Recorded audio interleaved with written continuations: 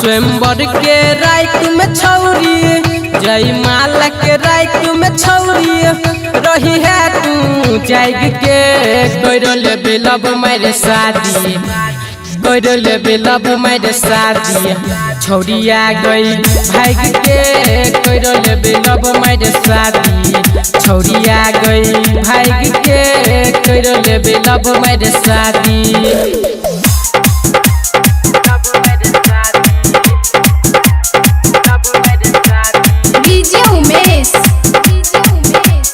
सुखीपुर बाजार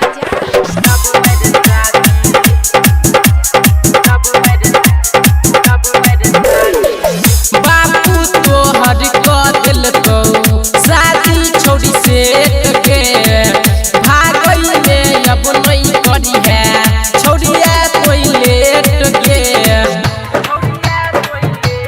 हाँ हाँ बापू तो हर दिल तो शादी छोड़ी से के भागले अब नहीं करी है छोड़िया कोई लेट के।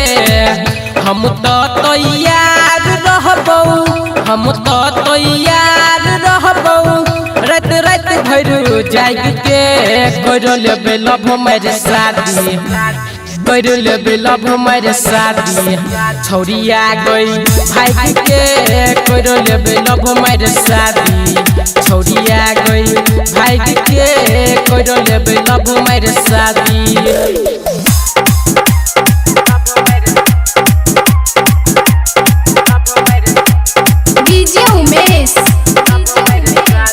सुखीपुर बाजार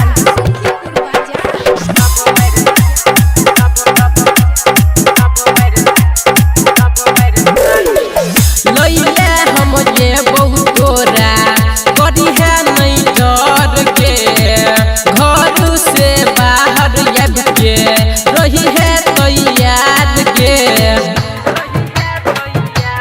हाँ हाँ लैले हम ये बहुत तोरा करी है नहीं डर के घर से बाहर अब के रही है तैयार के।